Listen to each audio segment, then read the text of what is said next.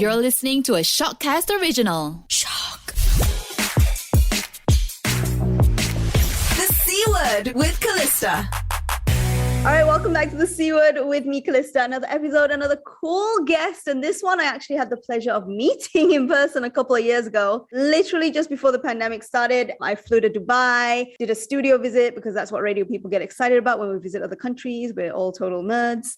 And I got to sit in with the Kris Fade Show on Virgin Radio Dubai. So what is up, Kris? It's been a while. I can't believe it. Yeah, you came out like just before the whole world shut down. I think you were like one of our last guests in the studio before everything sort of shut down. I'm doing good. I'm here in Dubai. It's beautiful. The weather's great. We're open. Come visit. It's been looking open for a while. I've been so jealous watching all your stories, all your posts. We've just been sitting inside. It's been a crazy time, right? Yeah, I feel like we're all like on this roller coaster ride and we're all in different places right now. I feel like Dubai sort of we're towards the end of the roller coaster. We've gone through all the scary parts, but I look about like back home for where I'm originally from, which is Australia. Like I feel like they're still in the middle of it all now, getting scary and all that. So it's interesting. But I think it's made us all realize a little bit more about how precious sort of like just life is in general and hanging out with people. Yeah, it's been a strange time, especially I feel like for us on radio, right? Because like usually we're always out and about and suddenly it's like, nope, it's either you're at home or you're in the studio and that is it. That is your life now. But saying that, you have had a pretty exciting time. Congratulations on being immortalised,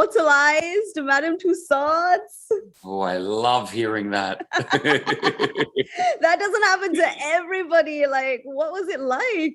Pretty crazy. I moved to Dubai like from Sydney 13 years ago and not a lot of cash and not many friends. I really didn't know anyone. I didn't really know what Dubai was all about, to tell you the truth. Actually, the only thing I really knew about it was they said there was some comparisons to Singapore, right? And I loved Singapore. I'd visited there a few times. So I was like, all right, well, let's go give this city a little go. 13 years later, I get a Madame Tussauds wax figure made of me. And that's, I don't know. I said it on an Instagram post. We all have sort of like things that we're trying to achieve, be it in your career or maybe your bank account or whatever it is. But I don't believe anyone would ever say like, I'm going to try to get a Madame Tussauds wax figure. And I never had it. I never had it in my mind. All I just wanted to do was keep making good radio, doing great TV, being on social media and sort of just, I don't know, being me. And the next thing you know, I was lucky enough and blessed enough to be selected here to have a Madame Tussauds wax figure. So it's officially launched. It's pretty crazy. It's me and it looks exactly like me. Like usually the person will be like, oh, it's a little bit different. This thing, it's like me. I can't believe it. I actually showed a picture to the friend that I was having dinner with. She couldn't tell which one was you and which one was the wax figure. They did an amazing job on yours. My own mum could not tell the difference between me or the wax figure for a moment, right? So my fans and my followers are like giving me love. My haters are giving me hate. It's such a cool thing. Like I took my daughters to go see it. And again, they're 12 and 10. They sort of understand what's going on. And I kept having to explain to them, like, this is a really special moment for your dad. And I think in a few years, you'll realize how special it is, It's also extra special because like, okay, if you were an actor, then yeah, maybe like you said, it'll be on your list of goals. That's what you want, right? Or a singer.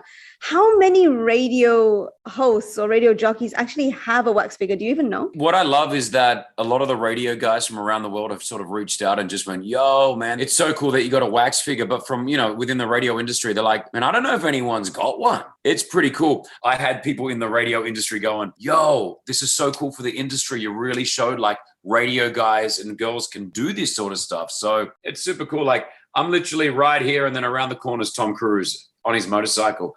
And I'm like, that's crazy. Right.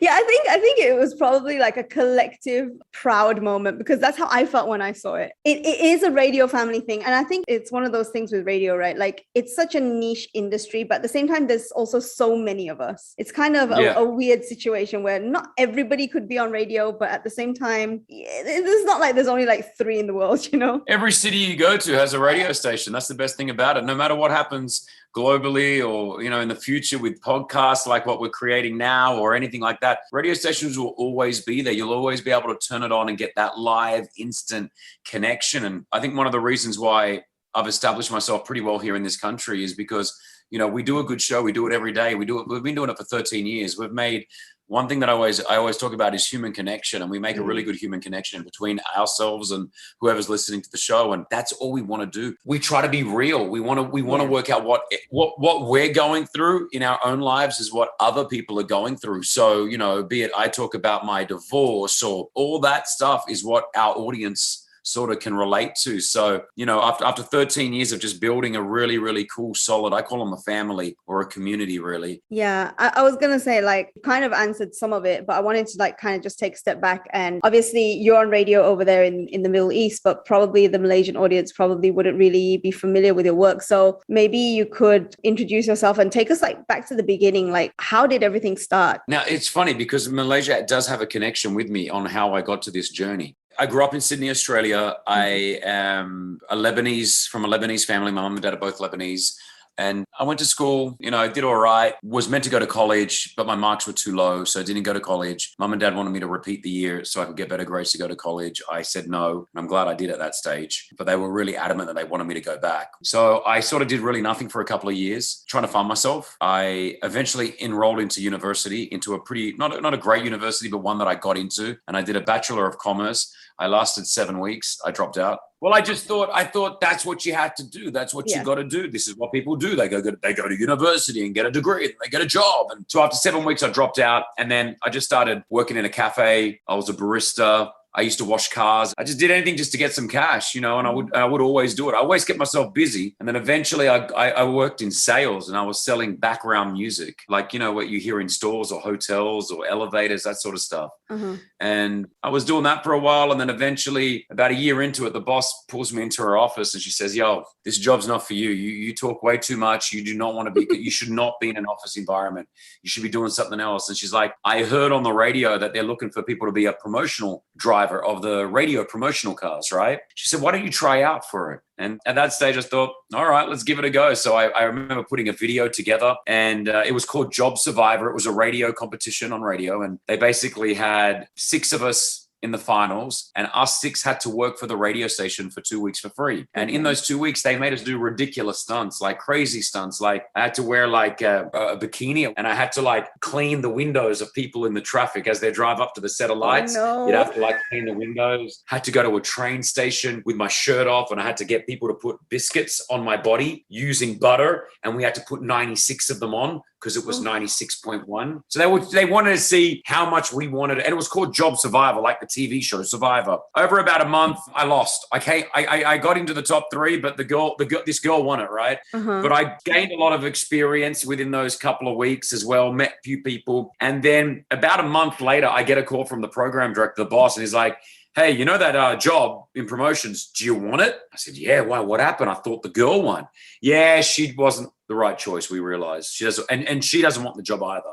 So I came straight in and I started driving a radio promotional car around Sydney. And I did that off and on for about 4 years and it paid horribly. I used to get about $150 a week. It was not enough to pay for my rent. So I used to work as a cleaner, like this little cleaning business that I had. I would clean offices and do this at the same time. And then it was about 2 years into that journey that I realized, hold on a second. I went upstairs to the top studios where all the radio studios were. And I just started looking at all the presenters and seeing what they were doing. I was like, man, these guys are cool. I like this. And I used to just hang out with them and just learn the art of radio and how to do it. And I'd do my job during the day. I'd go make coffees, you know, at another part of the day. Then I'd come back and just hang out. And 3 years into that, that's one of the presenters said, hey, like, let's try to get you on air. And they started allowing me to do these recorded shifts. And it just gave me this experience. And then eventually the program director at the time came up to me and said, hey, we're never going to put you on the radio, so you can stop trying. I'm just giving you the heads up. And I said, all right. And I remember that like really hurting me. Did I was 23. No, you just didn't say why. So that sort of hurt. Like, because in my head, I was like, oh man, maybe I'll do radio. Maybe I can do this. I love doing this, you know? And then about 3 weeks later, he got fired. This new guy came in and his name's Charlie Fox. He was the new boss. And as soon as he walked in, you know, I literally remember the moment just sitting on this table in front of his office. I didn't know he was coming in. I was just sitting in his office, sitting outside of his office, talking to a friend of mine. And then he just comes up and he's like, who are you? And I'm like, oh, hi, I'm Kris Fade. And he goes, what do you do here? I said, I drive the promotional car. And I was like, just, you know, wanting to be a radio presenter. And he's like, okay, I like you. And that was it. And then probably about 2 weeks later, he gave me the job of on air what the old program director was doing before he got fired, because he was programming and on air. So he gave me his old shift, which was like, it was like 10 till 12. It was just like a midday shift or something. So that was my first real taste. I was now getting paid to do radio. So, and it was still not a lot of money. I think I got about an extra $50 a week. So I was still having to do my other jobs, like being a barista and all that. Over the next 3 years, I not mastered, but I learned the art of radio properly. And I really understood how to do it. And again, this guy, Charlie, really taught me the basics of how to do radio, communicating. I still remember things that he says like, don't get into radio to try to be famous, or don't get into radio trying to be funny. If you do any of those two things, you will never succeed. I was like, and that always resonated with me, right? So I did that for about 3 years. I ended up going to different shows. I started doing the afternoon show. Then I got put onto the morning show, which is the biggest show on a radio station. And, you know, I was doing that. And that was basically what I was living in Sydney, and I was loving it. And then eventually I was doing it long enough where I realized I wanted to get to another radio station, the bigger radio stations. My station was a medium station. I wanted to go to the big ones. I couldn't tap it. You know, looking back on it right now, I don't think it was just talent related. I do, you know, sometimes feel like it's the people that, you know, it's where you're from as well. You know, your nationality, I felt as well. So at that time, the boss said to me, listen, man, you've been here for like 6 years and you've been doing a great job, but there's no growth for you. I think you need to move. If you're not going to land another job in this country, in a big station, why don't you look overseas? And at that time I had just broken up I was out of a relationship, and I thought, you know what? I got nothing to lose. I was 25 years old. And I said, I'm ready to go. So he put me in touch with a guy called Ian Grace, who's a legend in radio in Australia. And he's also the CEO of Virgin Radio International. So he looks after all the Virgin radio stations. So I went and met this guy, and he's, you know, 6'5". He's a big Australian guy. He's like, how are you going? He goes, I've heard some of your stuff. It's good. I like it. So what do you want to do? And I said to him, man, I'm ready to go. Like, give me, what do you got? And he says, I've got a job in Malaysia, in Kuala Lumpur, or I've got a job in Dubai. He goes, and you could do either of them. I can get you into either of them. You tell me which one you want. Now, this was 2006. All right. So like, I knew Malaysia, but I didn't know it well. Right. And then I remember I only knew Dubai a little bit. Dubai wasn't the Dubai, the let's drop cash and the bling very bling. Different then, right? World's tallest tower, Dubai. And I remember getting on Google at the time. There wasn't even a lot on Dubai in Google. But then I thought, you know what? Dubai was going to be a brand new radio station. In KL, I was going to be working for, I think, your station possibly.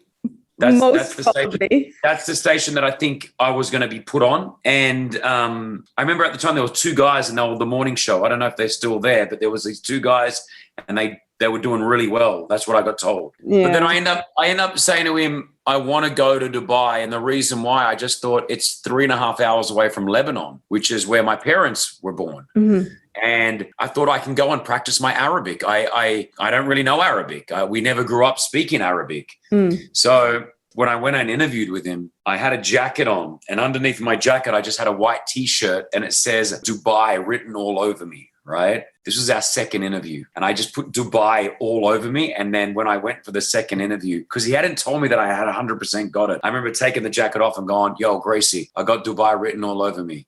Right? And I had Dubai. Very cheesy. I wanted to like be different, because I'm sure he was interviewing other people. Yeah. Then he said to me, all right, Virgin Radio Dubai. It's the first Middle Eastern radio station opening up under the name of Virgin. It's not there yet. You're going to go there and help set it up, and you're going to do the afternoon show. So you'll be the music director and the afternoon host. Oh, sign me up. Let's do it. Jumped on a plane a year later, said goodbye to mum and dad in 2007 of November, flew over here to Dubai, and I had just met a girl 9 months before I left Sydney. So I married her. Don't get married too quickly, kids. I married her. We both flew over here together. We didn't know anyone. I started this life in Dubai. Started to build a radio station with another gentleman called Steve Pulley. We were given a computer and said, well, this is going to be your frequency, 104.4. You'll have it in about 60 days. In the meantime, start building. So we started building this radio station, which was such an amazing experience. I started doing the afternoon show as well. I was the first voice on the station here, and it's now been 13 years. So I went from the afternoon show to the morning show. I've been doing the morning show now for about 11 and a half years, and I do it with Pretty and Rossi, and we have like sort of the largest English radio show in the country. We get anywhere between 1 to 1.8 million people listen every single week. and we have a lot of fun doing it. Like we have so much fun. We have a lot of celebrities because a lot of celebrities come to Dubai. So we get all of them coming in now, which is really, really cool. Like some of the things that I've done, like there's so much of that happens. It happens so quickly. You forget so much of it. And I think one day I'm going to write a book and I want to run through so many of the different experiences that we've had, I think that would be a book that a lot of people would enjoy reading because like your life has gone from being the college dropout. I think this is the story like a lot of people in the entertainment industry have, right? The college dropout, and then like now you have a wax figure in Madame Tussaud. It's like that is a trajectory nobody could have predicted, nobody could have even dreamed of. And there's so many things that happened along the way. I was like trying to go through your Instagram because obviously I met you before, so I've got like 2 years of seeing you on Instagram before this. Sure. And I was like, looking, you hosted the Oscars, right? Well, not hosted the red carpet. For the network out here, which is called OSN, for the last 4 years, I get to do their red carpet at the Oscars, which is, again, just such a brilliant experience to be able to, I'm not wearing this and I look a lot better and I've got a tuxedo on and I'm on the red carpet of the Oscars whilst all the biggest stars in the world come by you. And it's pretty crazy. Like there's no red carpet like the Oscars red carpet. And no matter how many times you do it, it's war. Like, because you're basically lined up and there is, let's say, 50 of the biggest media outlets from around the world. Mm-hmm. So Asia will bring theirs, the Middle East will bring theirs. You got the Americans, you got everyone. As the celebrities walk up, you just got to get them. That they decide where they want to go, And so on that red carpet, you've got this loud Australian guy. I'm definitely the loudest guy up there, which is good because it helps. And we have the best fun, man. Like just getting these people. Like I remember one time I had Nicole Kidman in the background and Salma Hayek coming towards me, and in my head I'm like, oh my gosh. I want to interview Salma Hayek, but that's Nicole Kidman and I'm Aussie and she's Aussie. And Salma Hayek's also got Lebanese in her as well, which is interesting. So I had to make a decision within like 2 seconds. And I took Salma, and I no regret. I took Salma, did an amazing interview with Salma Hayek. And then Nicole Kidman is still to my left doing an interview with someone else. Now she's married to Keith Urban, right? Keith Urban, a huge singer, country singer, also Aussie. I said to him, yo, Keith, in an Australian accent, because I wanted him to hear my Aussie accent. And he looks around. I said, man, just give me 2 minutes with Nicole, please. And he's like, okay, let me see what I can do. And then she finished the interview and she got rushed off, but he was cool enough to look back. At least there's like some kind of connection, right? Like, yeah, like, and usually they'll remember if you make that kind of impact. Yeah, it's surreal, like, because these are the people that you have watched growing up, and these are the ones that you see. And then when they're right next to you, like Leonardo DiCaprio just walked like a foot away from me, right? And I'm just looking at him, and he didn't do any interviews. He didn't want to do any interviews, right? So when you do the Oscars red carpet, the celebrities they usually have 2 laneways. They've got the laneway that comes across all the media, right? Okay. And then like 3 feet away, there's another laneway. And that's where the celebs that don't want to talk to anyone really want to go. They're happy to walk the red carpet and wave at everyone, but they won't stop. And so Leo was in that one, which was still only like maybe 5 or 6 feet away from me. And I'm just looking going, that is Leonardo DiCaprio. Look, like he's just there, like it's crazy. Like it's crazy. So yeah, the Oscars and that red carpet, truly, truly amazing. You say it as if like, you only see celebrities on the red carpet, but one of the biggest things that probably happened in your life was when Will Smith was part of your proposal. I had the legend Will Smith help me with my wedding proposal, my marriage proposal to my fiancée, Brianna. Yeah, it's crazy, huh? So that was surreal. I've interviewed Will a number of times. I had interviewed him in Dubai 3 times in person. I had been in Paris and interviewed him with Martin Lawrence. I had interviewed him on the phone. He loves Dubai. So I was told by Disney, yo, do you want to fly out to Oman to interview the cast of Aladdin? And I said, yeah, let's do this. And then they said, oh, but Will's not doing any interviews. And I'm like, nah, I'm not going to go. I said, as much as I love the cast, and the cast is fantastic, still I'm going to have to, fly out there, do that. Everyone's going to ask, where's Will Smith? He's Aladdin. Yeah.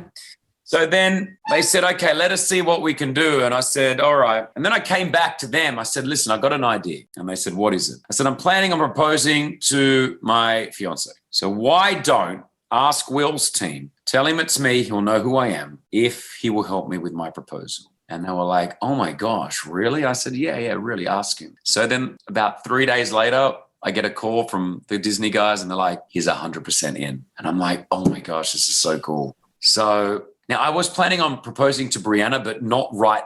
This was happening a week later. I wasn't planning on that week later. We were going to go to New York and I thought I'll do it in New York. And Ryan Seacrest, I was going to get him to help me. And I had already had that planned and sort of ready to go. And so, because I wanted to do something different. Next thing you know, we're on a plane. I hadn't had the ring. I was getting a ring, but I didn't have it then. So I called up my mate who's the jeweler and I'm like, bro, you got 4 days to finish this ring. And he's like, are you serious? I'm like, yeah, I need it. So he quickly gives the ring. We now fly to Jordan. The crazy thing is, I'm now carrying this ring with me. And, you know, when you fly, you have to declare certain things like jewelry, especially if it's boxed up. Mm-hmm. And all I'm thinking to myself is like, oh my gosh, I'm going to put this, and I'm only taking hand luggage with me. We're only going for 24 hours. And I'm like, I'm going to take this luggage and he's going to see it in the, you know, and I'm like, what do I do here?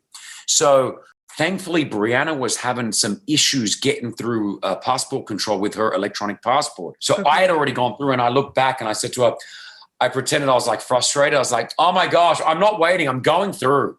So I quickly went through and I put the bag in and I told the guy everything. I said, hey, I'm doing a surprise proposal for my girlfriend. There is a ring in there. You're probably going to see it. Please don't call it out. Went through. He said, no problem. He took it, whatever. I got on the plane. We then get a call. I'm in a hotel room. It's the smallest hotel. I'm in this little room and it's just Brianna and I. And then I get a message from Will Smith's team. Hey, Will wants to talk to you. Are you available? I'm like, well, I'm in a hotel room just with Brianna. And I'm like, give me 5 minutes. I'm just in the room with Brianna. I'll make an excuse to leave the room. Mm-hmm. They're like, okay, what am I going to tell Brianna? Like, where am I going? Like, it's just weird. So then I said, oh, I'm going to go get some ice because I figured that's what everyone says in the movies. Like, I'm going to go get ice. So she's like, all right. And so I just closed the door. I just went down one level, went into the elevator, went down one level, sat there, called up. Will's publicist says, hey, Kris, how you doing? I said, good. She's like, listen, we just want to make sure this is all real. This is not like a PR stunt. I'm like, no.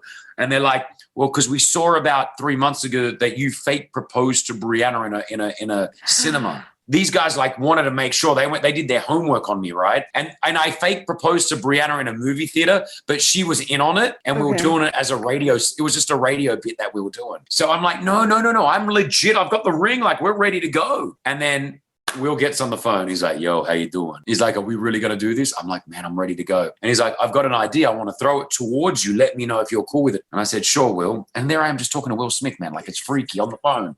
You know, planning a proposal as if he's like your bestie. Yeah.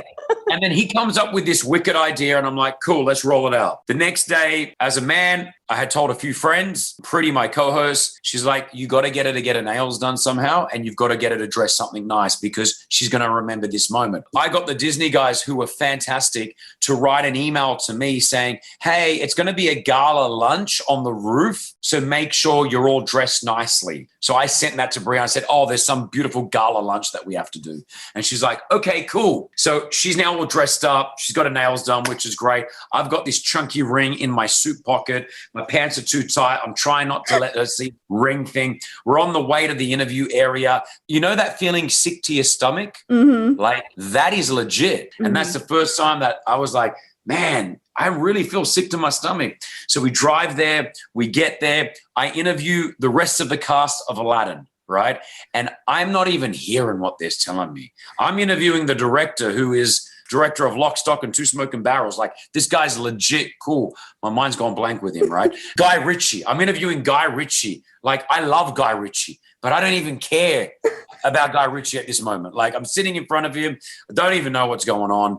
And then all of a sudden, Brianna is told by the publicist, okay, everybody, you got to go upstairs. Now, they were all in on this. The crew were in on this. Everyone knew to get Brianna to the roof. Mm-hmm. And they said to Brianna, I said to her, hey, I've organized a selfie with the three of us on the roof with Will Smith. So go wait up for me after I do this interview. he's going to come up with me and we're going to take a quick selfie. And she's like, oh my gosh, this is so cool. She hasn't met Will Smith at this time. She's loving life. He's on the roof. She's waiting there. I go downstairs. Will walks in, gives me this hug, and he just whispers in my ear, we're really going to do this, right? I said, man, let's do it. He's like, well, we have to do an interview. So we did an interview for Aladdin, the movie. Mm-hmm. Again, I'm not even hearing anything Will says. 6 minutes of the interview, I actually say that to him. I say, Will, I don't even know what you're saying, man. I'm about to have a heart attack here. Like, my heart is doing this. My stomach's sick. He's like, let's get this done. We walk upstairs, and I've got this all filmed, and it's crazy for me because you're walking up these little set of stairs in Jordan. I've got just me and Will Smith. You know, he's got his camera behind him. I've got my camera on as well. He looks at me. I'm like, I'm telling him what we're going to do. I'm going to go out first, and then you're going to do your thing, da-da-da. He's like, okay. He walks out. He's the first one to walk out. You see Brianna just go, oh, and then he's like, how you doing? And Will is the Will Smith that you see on everything is him. It's like, it's not an act. He's just the most genuine dude, right? And he goes and gives Brianna a nice big hug, and then he gets his phone and he's like, let's take a selfie. So the plan was he's pretending to take a selfie with Brianna. As he's doing that, I pop around from behind and in the camera of the phone, I'm on my knees, right? So he gets into position. I'm trying to still get this chunky box out of my pocket because my pants are too tight, and I finally get it out, and he's now in position. I'm on my knees, but he's trying to find me in the rear view. Oh no! And I can just imagine it. And he's trying to find me. Then he stops because he sees me. And Brianna's nervous. She's taking a selfie with Will Smith, like she's loving this. And then you just see her just go. She saw me on my knees, and man, she just broke down and cried. And then I said, you know, will you marry me? And I had this whole thing that I wanted to say, but I was so like nervous, and I just think I said, will you marry me? Like, that's all I said. It was the only thing that came out of my mouth. And then she said yes, and we hugged. And the coolest thing was, like, Will Smith's got my phone, and I've seen this on someone shot behind Will. Will is taking photos of us the whole time. Like, he's like my older brother, like making sure he's getting all the moments. And then he comes in, he gives us a hug, and he's just given us this really joyful hug saying, I'm so happy for you guys. And then once it all sort of settled down, he brought us back together, and he said this, and this is, again, there's no one filming this, and there's no one even there. And he's like, I want to tell you something. He goes, this moment that you guys are feeling right now, this very moment of you guys, this excitement, this love, this journey. He's like, I want you to bottle it up. I want you to think of it in a bottle right now. I want you to close that. I want you to hold it. And he goes, because years down the line, you won't feel this moment. But I want you to remember this feeling and unbottle it and take it all in, because that's what's going to get you through this journey together. And I was like, my gosh. That sounds like such a Will Smith thing, though. There's no cameras. There was no one recording that moment. It was just the three of us on a roof with, you know, people about 15 meters away from us. And, you know, that I couldn't believe it. We were on the biggest high, man. Like, I mean, even like, you know, me telling that story, I've told that story a few times, and not in that detail though, actually, but it's just something that, like, what a great moment for Brianna and I to symbolize us getting married, but also a great moment to share because Will Smith was there as well, you know, and it made worldwide news. We were doing interviews with Entertainment Tonight in LA and E! News here and there. Like, it was crazy. It was so crazy. And then, like, you know, about a year and a half later, I had to interview him again, and he just walks, you know, there's a few of us media people waiting to do the interview, and he just walks straight in, and then he just goes, my man. and he gives me a hug. He's like, are you guys married yet? And I'm like, not yet, man, not yet. I said, but we're getting married. We're getting married. And well, we were supposed to get married in December 2020, but obviously the pandemic put a halt onto it. So we're hopefully going to get married in July of next year. Hopefully we're going to take it to Hawaii, get her family who's from LA and my family from Australia to sort of meet in the middle in Hawaii and get married. Is Will going to be there? I will definitely invite him. I told him, you know, you're my best man. He went, all right. But like, let's see how far we can get this going. But, and those moments, like, I'm blessed because like, there are a lot of moments, like not to that extreme, but there are so many cool moments that I've had. And, you know, I'm so grateful that, and I know this sounds weird, that if anyone's listening or watching this right now, like, even if you're in your lowest moments in your life, and I've been there, just keep going through it because you never know where life is going to take you. And I know that sounds real cliche, but like, you know, there were moments where I was literally cleaning out, you know, I was cleaning out toilets in offices. Like, that's what I was doing. And then I was doing a night show on a radio station, and I was living in a studio, an apartment, which was, you know, no bigger than, you know, the bedroom that I'm in right now is bigger than the place that I lived in Sydney for 2 years, right? And even if you're at those lowest moments where you're like, what am I doing with my life?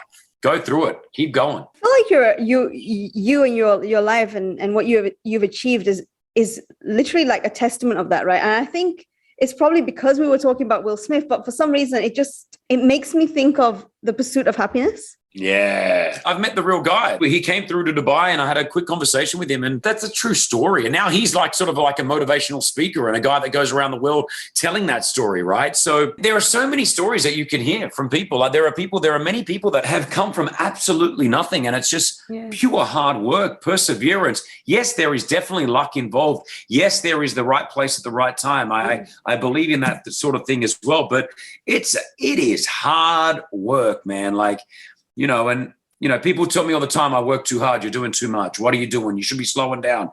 I'm like, nah, I want to keep going. I want to keep going. I'm enjoying the process. Yeah, I'm exhausted sometimes. Yeah, I get tired. Like, better. I would rather be doing work and doing whatever I'm doing than going out to a club. Like, I don't mind that sometimes, but, you know, it took me a while to realize saying no to people is not as hard as it used to be. You know, I don't want to spend my time drinking or going out and all that. I don't mind it occasionally, but I'd rather, if I'm not working or creating something for my future, I want to be at home with my kids watching Netflix. Like, that's what I enjoy doing. Like, or I want to just be shooting some hoops with my kids or a couple of friends, right? A lot of people move to Dubai to make it big and earn big bucks, and then they're going out every Thursday, Friday, Saturday night. They're partying it up. They're trying to live this lifestyle that's not even there, pretending that they've got this and pretending that they got that, and they're only faking themselves. And within 3 years of their journey here, they're back on a plane, back home with less money than they did before they left their country. I'm a believer, if you want to pursue something, you got to get at it, and you got to go hard at it, because there are a million other people that would love to be me and you right now, making money and from creating content, from talking to each other. We have the best jobs in the world. It's true. When I first joined radio, it was never on my radar, but now I can't imagine doing anything else. It's one of those jobs I feel like if you fall in love with it, you fall in love with it. If you don't, then you really won't last that long in the industry, right? But it's with anything, like you've got to fall, like I wake up at 4:20 a.m. every day for the last 11 years. Do I like it? Absolutely not. But I love what I do, so it's okay. If I was waking up at that time to go back to making coffees and cleaning cars, I couldn't do it every day. I'd tell myself, I can't do this. I've got to find something else. And everyone's on their own different path, and people aren't in a position because maybe where they came from or the passport that they hold, or, you know, yeah, that sounds good, Kris, but how am I going to do it? I've got kids to feed, and I understand that. But if you can always try to find something that at least satisfies you a little bit, it's going to be a lot easier, right? It's going to be a lot easier. And I'm a believer in that side hustle. I'm a believer in do what you got to do to make ends meet, but at the same time, you've got enough hours in the day to start to kick off something else. Find that something that you can chip away at real slowly. It may take you 10 years, but maybe that 10-year little chipping away after 10 years turns into your job or your love, and then you get to stop doing what you don't like to do and now do what you can do. Yeah, you literally just posted on Insta Stories. I was just on your Insta Stories, and you just posted words. Don't just do one thing. And so true. It stood out to me because you are doing so many things, and yet you still within the industry, and you still have time to create Fade Fit. Unfortunately, the last time I was there, I never had a chance to try it. I really want to gotta go back get and there. try it. I gotta try to get it to your neck of the woods as well. But yeah, like I created a whole brand called Fade Fit. It's a snack company. My name's Kris Fade. It's called Fade Fit because maybe 8 or 9 years ago, I went through such hell of depression and anxiety that I put on about 30 kilos. I was 128 kilos. I was totally just overweight. And after living that life of being anxious and being depressed, and I end up finding fitness as my journey. It was my escape. It was making me feel better. It was making me feel more alive. I started getting really super fit. And then after a while, I got really fit. And then people were like, man, how did you do this? What's going on? And we started this little movement called Fade Fit where people would come together and we would talk about how I did it and what they're doing. And it was more a mental thing than anything else. The physical side came second. And over the years, that Fade Fit has now turned into a full-blown company. It's a multi-million-dollar company where we sell snacks for kids. We sell snacks for adults, proteins, Greek yogurt smoothies, little yogurt tubes. We have gummy vitamins. We're just about to drop Fade Fit scooters, little scooters for kids that they push around. And, it's a fairly large brand now here in the UAE. And, before I started doing that, people are thinking I'm crazy. What are you doing that for? You're a radio presenter. What's wrong with you? Don't be doing that.